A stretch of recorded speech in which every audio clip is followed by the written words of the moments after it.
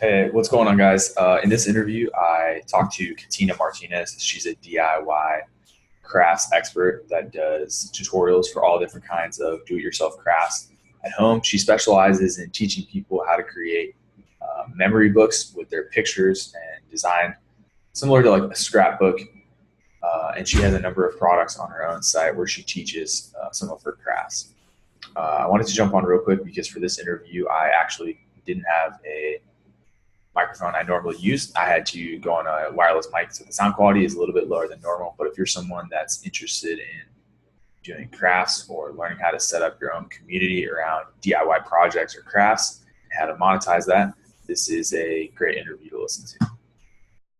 All right, so we are recording. Today I have on Katina Martinez. She is a Stamping Up affiliate, instructor, coach. She teaches people a bunch of different types of DIY crafts, and she works through Stampin' Up, the Stampin' Up company, for some of her products, and also has her own products, including live training courses and groups online. So Katina, thank you for coming on. Thank you. I'm excited. Definitely. So I like to start off with an easy question. This one is should be. So what is the most exciting thing that you're working on right now, and why is that? Oh, I really loved this question when I saw it. And the thing that I'm always working on is exciting is my memory keeping stuff. So it includes a lot of different things. I have a membership site where people pay to be a part of that. And we do memory keeping projects. So you can kind of see behind me, I have all of these colorful albums.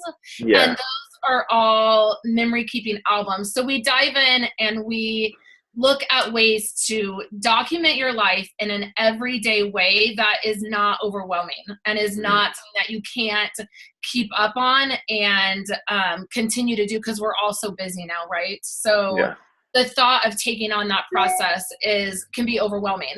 So that currently in the summertime is always when I tackle some really big projects because my kids are home.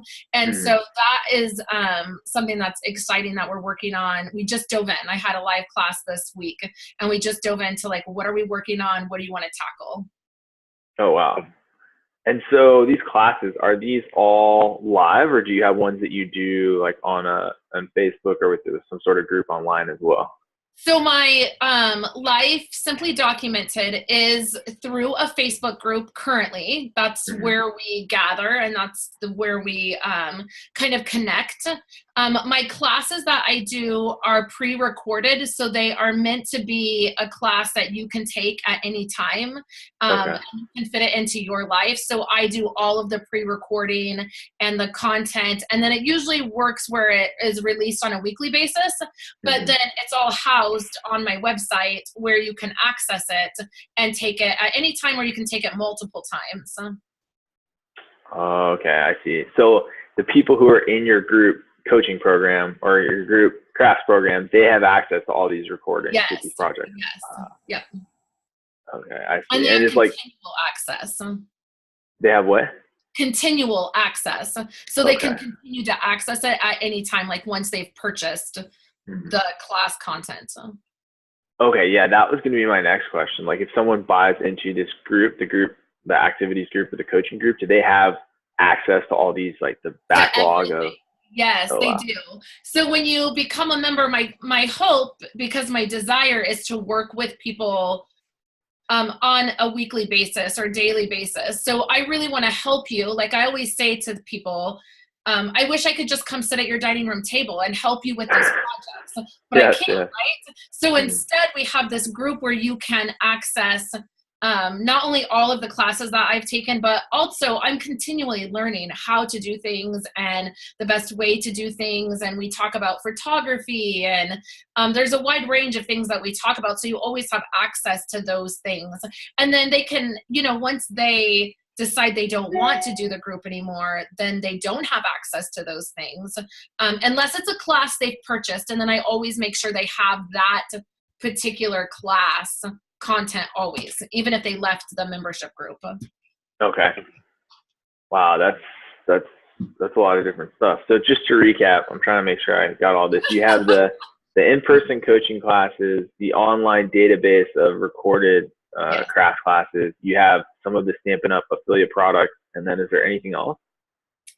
No, I think that covers it. I mean, with Stampin' Up, because it is a direct sales based company, I do have a team of people that then I'm, leading and helping do their own Stampin' Up business the way they want to do it. So I have, team members that are just doing local classes. I have people who are wanting to start online businesses. It's a wide range. And then people who just want to craft with me. So we just get together online and we craft, or we get together in person and we craft. So Right. there's like that aspect too. So it is a lot to juggle around. Yeah. Great. Yeah, that sounds like a lot. And you're, as you mentioned, you have a couple of kids you're taking care of. So is this a full-time thing for you now? Was it always? Yes. How did that happen? Actually, I had no desire to do this full time. I always had, I had a website and a YouTube channel long before I started doing this. I just have always had a desire to create things and share with people. Like that is a huge desire that I've had. And being a stay-at-home mom and kind of being, having kids at home, we didn't always have Facebook. We didn't always have Instagram. I know it's hard to believe that we didn't always have these social media platforms that bring us together. So what we used to have was message boards. And in order to share things in depth, you really had to have like a blog or a YouTube channel. And so that's kind of how I got started. And I stumbled across Stampin' Up! And just thought, I want the discount and it's super easy, and thought it was a scam. I really thought, this is just a big scam. And wait, which part of it? Why did you think it was a scam? The selling, the selling to people and encouraging people to sign up with you. I thought, oh my God, it's the biggest scam in the world, right? Yeah. But the company I found was amazing, and I could really stand behind their product and their beliefs. And so I was like, okay, I'll do this. And then I just had a couple people buy from me because I was sharing it. I was naturally sharing something I loved. And so I was like, oh, that first commission check I got, I was like, oh, this is kind of amazing. Like maybe I could make something from this. Yeah. So very, very quickly, like my second year, I was in the top 100. I earned the incentive trip. I very quickly was like, I have a vision and I can make this happen. Yeah. A video camera. Like that's all I have. I have a video camera and a phone that takes photos. Like I can do this. So that's kind of how it got started. And now I'm full time. I mean, I work sometimes 18 hours a day doing this. So. Yeah. Well, that's it. It sounds exciting. It sounds pretty motivating at that point. Yes. It's always different, and there's always things to overcome, and I always have a million ideas that I want to do and never enough time. Yeah, no, totally. So, okay, you have a million ideas. Like, what would be, I guess, on your ideal circumstance, the next product that you'll come up with, or type of product line or offering that you'll have for your audience? Well, currently, I mean, I am in the process of getting a website together for my membership group. So, I mean, I think you have things that with each step of your business, you have new things that you have to overcome. Yeah. And once I started a membership group, what I realized is people joining and dropping becomes a problem because you can't have people having access to paid content that other people are paying for. So currently, I mean, my biggest dream right now is having a really secure website for my membership group, because my ultimate desire is not to be in the top 100 of Stampin' Up! Or at the top of the company. My ultimate desire is to connect with people and encourage them to do everyday documentation and to have classes that I can do. I've never been a dreamer of having my own product. I mean, that's why I like being a part of Stampin' Up! Because I just have access to products that I trust, and I don't have to design it. I don't have to come up with it. I don't have to ship it, like nothing. But I do desire greatly to connect with people. So I would love to have that solid place where I felt really confident about it, and one day be able to connect in person with people and have retreats of some type, or places where we were physically meeting where I could teach and share the things I love. Oh, nice.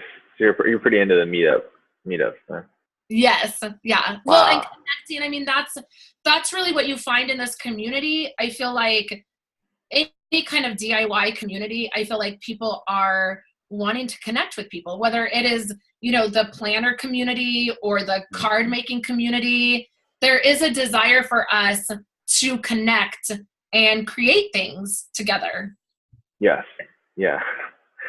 Yeah, that is pretty interesting. I agree. In the DIY community, that seems to be a bigger thing than a lot of other online communities. Yeah. So with that, you are doing the live classes. You don't have these plans to worry about the product so much. What sort of events would you like to do? Like, you seem to be really passionate about the documenting your life aspect of this, and then really passionate about connecting with your audience personally. Like, what type of events? Are there anything else besides the classes that you'd like to do live? So currently I actually have on the books on June 23rd, we have a team meeting that is happening in person. It's our very first one. And some of the things that are happening on that end are some more business related things. So doing this, I really did not have any experience doing any of this at all. Okay. And I've learned a lot. And one thing that always comes up is other people wanting to do this. So one of the things we're doing at that event that's coming up is teaching some of the organizational stuff with business behind the scenes, and then some of the filming and the photography that happens, the marketing. I always say, like, I really should have got some type of degree in marketing, because it's all I do. Like, it's all I'm doing. Yeah. So definitely that is a huge part of what I love doing too, is helping other women be successful. I feel like there is enough business in this world for all of us, and I want to see women supporting each other instead of feeling the competition that women often feel, especially in these types of communities.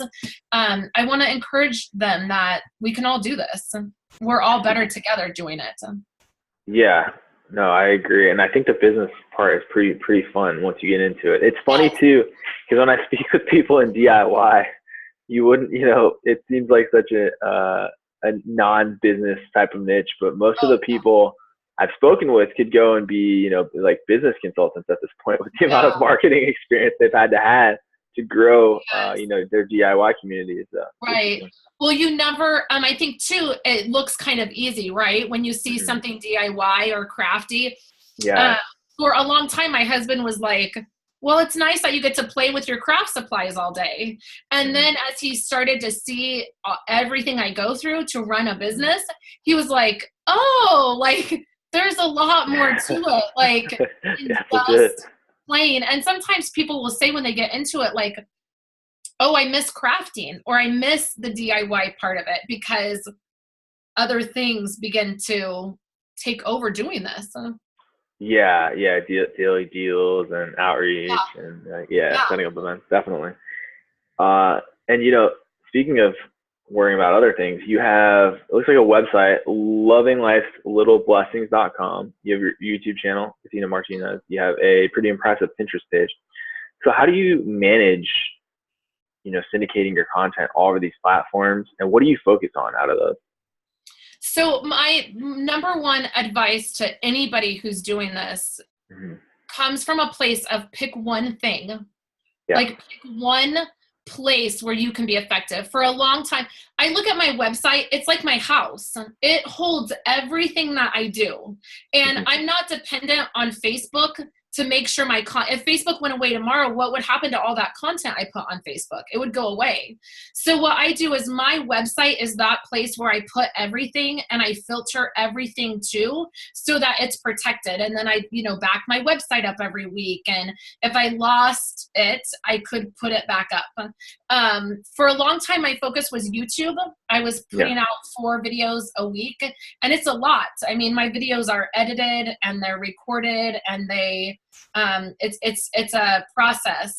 I have found that YouTube has kind of started to slip over the last few months. So I go, okay, where can I put my focus that's going to be effective? Facebook is huge right now, and Facebook Lives are huge. So I feel like you got to pick one place and you've got to be consistent in that place. Yeah. Wherever it is for you. Some people like Instagram because it's a very happy place to be. I find it hard to turn over sales within Instagram. Same thing with Pinterest. I really would rather remove my eyeballs with a spoon than deal with Pinterest. So my mom does it. My mom takes care of all my Pinterest stuff. Okay. Okay. And you said you don't like Instagram either. I do like Instagram, but I have a hard time converting sales. Like, I see. people like your stuff and I like to follow people, but I find the turnover is a little bit hard. So what I do is my main focus is Facebook, Instagram, and then my website and YouTube, go hand in hand with that. And then everything else, like I don't do Twitter. It never worked for me. I never understood it. I think I'm a generation too far ahead to understand Twitter. So like I don't get it either. So yeah, so I never did it. I know people in this industry that do it, that swear by it. Yeah. But I think whatever it is, wherever you're putting your focus and being consistent, that's what you're going to swear by. I swear by YouTube. When people say to me they're not doing YouTube and wanting to do this business, I think they're crazy because I'm like, it's how I've built everything I have, has been every customer I've ever got, every team member I've ever received has been from YouTube. So, if you're consistent in one area, you will see results. It's the consistency that people miss, I think, when they're trying to do everything. It's just impossible. Yeah, no, I totally agree. If I was someone doing DIY though for the first time and I heard that, I'd think, okay, I'm going to do crafts or have this storyline and put together these, craft videos, maybe tutorials, put them out on YouTube. But then what? Like, how do you get traction from there? What was the first way that you got traction? Just interaction with the audience via comments, or how did that happen? Yes, I definitely think interaction with whoever is taking the time. This is the way I look at it. If somebody's taking the time to watch my video and invite me into their life and leave a comment for me, I absolutely have respect and gratefulness for that. So interacting with them, I think people just want to be heard. They just want to connect with you. So I think interacting, that's where I did a lot of it through YouTube. And then at the time, in the beginning, I was really pushing people to my website. And it was a video and a website, like go here and look at a supply list and whatnot. I'm a big believer in probably everybody's buying from everybody. Like my customers are probably buying from other demonstrators. And so I interact with them and I am grateful for them and I let them know that and I do my best for them. Customer service is the very best thing that you can have. Now I kind of am pushing people to my Facebook page because I have groups there and I have a lot more kind of overall, I have this circle of things that are happening on Facebook. So I'm kind of trying to push people there and kind of get them in that circle of things that are happening. But again, I'm just now kicking up my consistency on Facebook and starting to see it grow and starting to see more interaction with people and new customers. So I definitely think you got to pick that one thing and you got to be consistent with it. And then you don't always see results right away. I mean, I didn't see results for several weeks when I first started boosting up my Facebook stuff, and it's discouraging. And I think that's why a lot of people stop doing it, is they hit a wall of discouragement and they're right there. Like if you just keep going, you're right there. Yeah, it's interesting. I've heard that one a lot. Yeah. So true. So with the DIY stuff, there are a lot of different, like you said, a lot of different demonstrators, different channels. What made you think there was room for the type of craft that you wanted to put online? How did you have that confidence going into YouTube, creating all these, time-consuming videos? So I probably didn't have that confidence, and I probably Fair enough. Yeah, I probably didn't even. I didn't think that. I just thought I love doing this, and I want to share it. Yeah. So I think that I have seen people fail when they come from it from that angle. How can I make myself relevant here? How can I catch the wave, basically? Mm-hmm. I think if you come from it and it's not to say I haven't had struggles and I haven't tried to figure different things out. One of the reasons I have the membership group is because I had a very, very small audience for my membership or for my memory keeping topics. I had a very small. So clearly I want to grow and clearly I want to expand and all of that. And I was not doing that by sharing memory keeping stuff. So I thought, well, let me take this small little group that I have and let us go somewhere else. And then let me share more card making because that's more popular. So that's going to get me farther. That's going to get me more YouTube views, which is going to get me more YouTube subscribers. Like there is a numbers game. So you do have to think about that, but you really have to come at it from, you have to share what you love. And it doesn't matter. There's always going to be somebody. I have found in the 6 years I've done this, demonstrators that I thought were amazing, that were at the top, that would never go anywhere, have quit doing this. And I'm like, oh, so at one point I felt like I was down here and never going to get up here. But like it starts to even out the longer you do it and the more you put your heart out there with what you love doing. Interesting. Yeah, I think the part about not paying too much attention to, riding the wave, as you said, I've heard that many times as well, kind of staying the course with your vision. But I also at the same time like how you adjusted with that, where you saw that out of the different subjects you were doing, there was a certain one where there was this super hardcore audience, for the life documentation, but then the more popular subject, that card making and things like that, you doubled down on those for your public channel. So that's really interesting. Yeah, I think knowing, for me, I had a lot of advice to just leave the memory keeping stuff behind. Like it wasn't as, maybe successful as my other stuff was, but that's my heart and it's what I desire. And so I never wanted to leave that piece behind. So instead, I spent many, many sleepless nights trying to figure out how I was going to make both work. It's a trial and error kind of thing. And my membership group is not, I'm not having thousands of people in my membership group. It is a small core of people that have been with me from the beginning. And I say to them, I'm so grateful that they have grace with me and they're kind of on this journey with me. And I'm very upfront about that. And then my other stuff has taken off because I have more space in the online world now to dedicate to it because all my other stuff is private, right? But now I have like 2 jobs. Like now I'm running like 2 different things. So it's a balancing act always of how you figure it out and what you want to let go of and what you don't. And you have to stay true to your heart because otherwise you resent this really difficult job. It's really difficult and you'll be resent it and you will quit if you don't.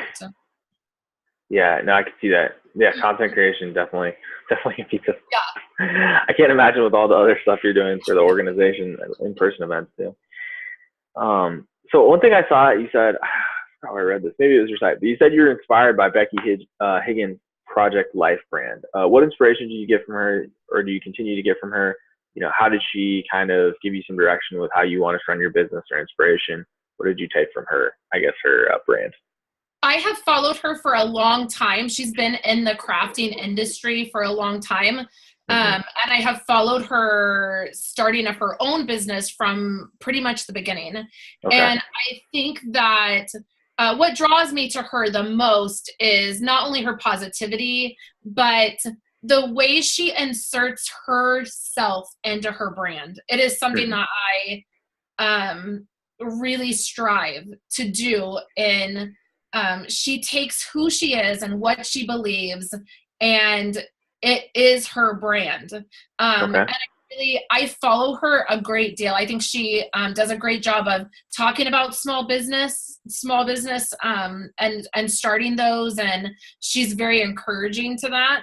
And I think we all need somebody that we look at and we think that they're doing it right. Maybe she's not doing it right. Like maybe she's not, but from what I see, I feel like she is doing it right. And I love supporting her. I I comment all the time and say, like, I'm probably going to get arrested one day for stalking her. Like, because I buy everything she does, and I adore what she's done with her brand and how it is who she is. Like, I think it's amazing. It's so hard to do that.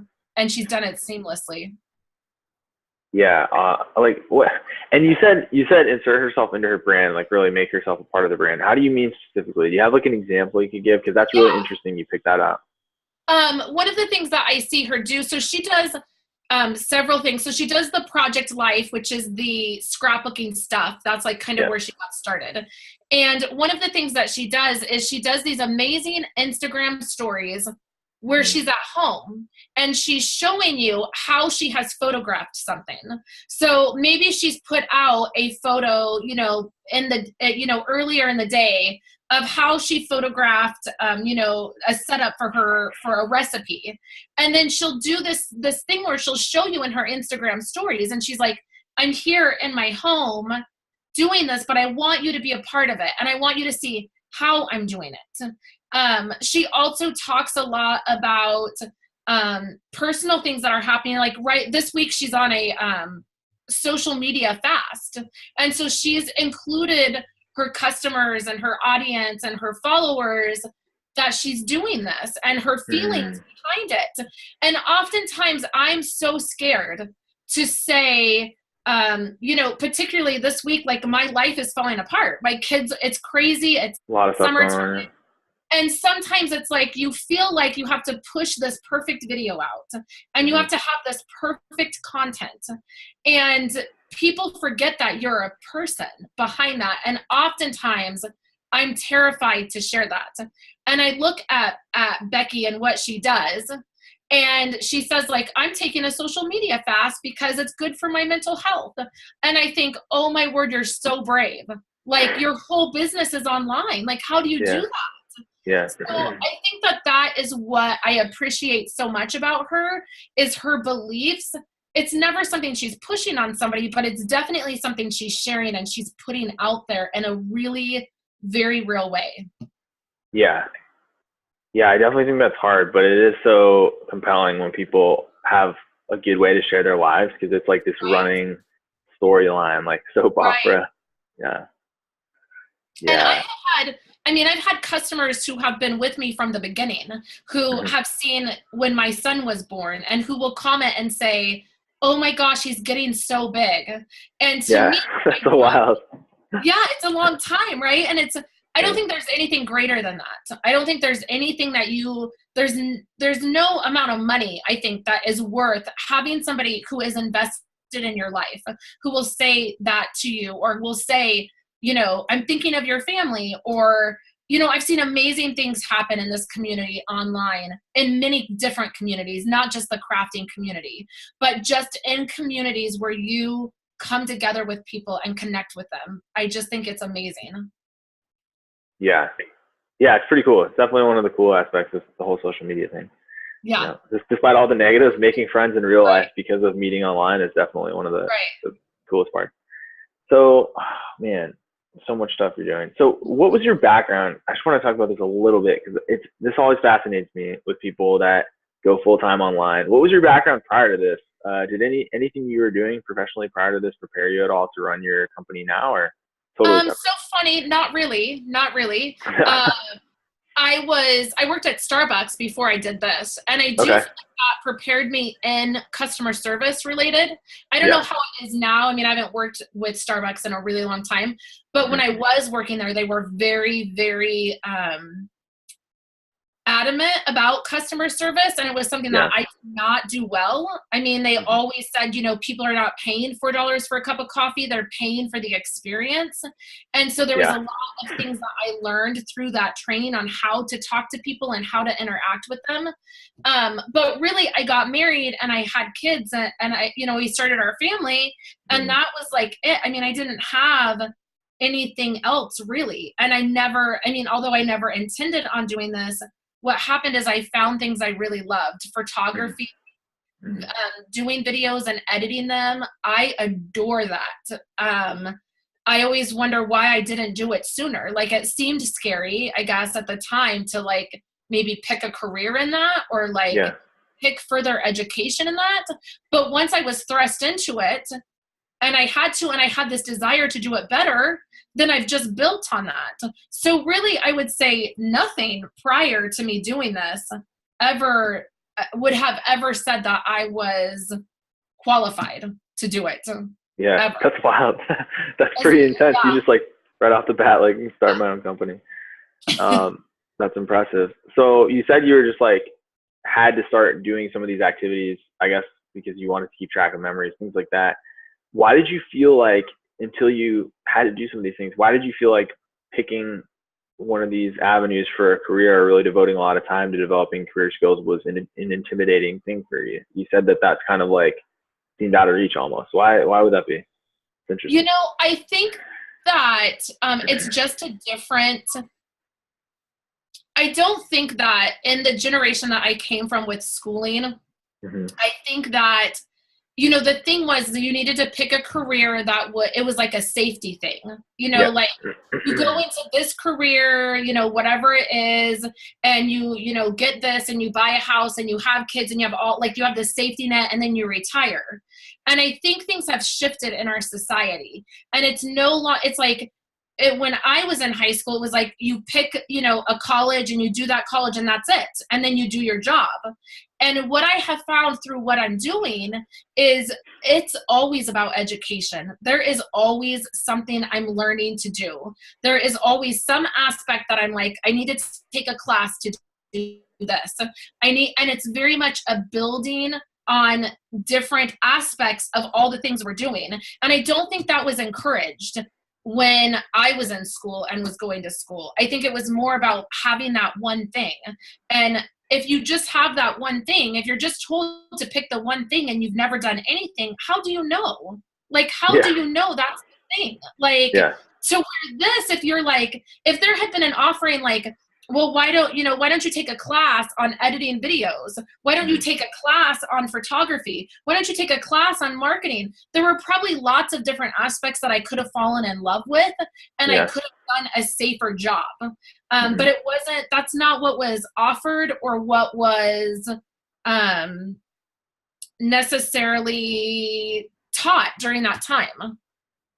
Yeah, no, totally. I could see what you're saying. Like, no one would think that, 20 or 30 years ago, no one would think that learning how to do home videos and storylining, like, and then writing out content would be $1 million skill. But lo and behold, it is. That's interesting. It is weird though. I think there's a lot of people that are in a similar circumstance where they feel like, it's just playing around with their time to develop some of the skills for things like content production. Because I don't know why, for whatever reason, content gets like less respect than other types of production. Like, but it takes a ton of work. Work. You got a kid coming in. Oh, my husband stopped. Sorry. Oh, okay. All good. I only have a couple more questions. One of them is resources. Are there any books or mentors you use, or courses or resources you'd recommend for someone trying to start their own thing online or in the DIY space? That is like a relative question, right? I have a stack of books over here on this bookshelf that are, everything from, time management to, more inspirational stuff like, how to not procrastinate. And, there's a wealth of information in books these days. And oftentimes, I will hear of one from someone else and I'll read it. I think that's always the best thing that you can do, is you can invest in yourself and invest in the time it takes to do that. I have found like Creative Live has been a really amazing resource for, like if I needed to learn Photoshop. I had never used and I needed it particularly for something I was doing. And I was like, okay, well, just go take a class on it, find a class. In the very beginning when I was doing this, Google is your best friend. YouTube is your best friend. I mean, you can find anything that you need to in those resources. Sometimes it's just better for your time to just go purchase a class. Like, sometimes it's just easier because all of the content is there. But really, I love researching. I love to research. So anything that I've come up against, I'm just like, I'll figure it out. I mean, I spent lots of times, like my website when it first started, I did it. I learned how to code. I learned how to write the code I needed. And then I didn't have time. So I was like, you know what? Now my time is worth something. So I'm paying somebody X amount of money to do it for me so I don't have to think about it. So I think investing in yourself and believing that you can do it, like believing that you have the ability to do it is really important. And diving out and just type it into Google and you're going to find a resource. You're going to find a book. You're going to find something. And then, I love TED Talks and I love podcasts. There's several podcasts that I listen to right now that keep me encouraged in business. And I listen to them nightly. I mean, it's like, I'll feel it. I'll be like, I can't do this anymore, or I want to quit, and I will put on a podcast and feel the encouragement of what I need to make it through. So, I mean, there's so many resources that we have available now. Like which podcast? I have to ask now. My favorite podcast of all time is called Being Boss. And Being Boss. It's two chicks and they are being boss. They're starting businesses and they're creatives. 1 second. Let me just I have company here. Hold on 1 second. Yeah. I'm wrapping up my interview. So just come on in to the living room. I'll be right there. Sorry. No, all good. We can edit that. Don't worry. So, that one. And then my other favorite one is Armchair Expert with Dax Shepard. Nice. Armchair Expert. I like it. So those are two that are really good. Nice. Great. All right. Well, I know you probably got to go soon. This is my last question. Is there anything I didn't ask you that I should have? No, I think you covered it. You were great. I think these are all really important questions that I wish I would have had access to when I was starting out. There are so many questions people have when they're starting to do this. And I just look back, 6-7 years ago, and I just wish I would have had something to look at and hear honesty of what it's really like. Because it's not easy. It's not always easy. But so I think these kinds of questions are great to ask and to reach out to people.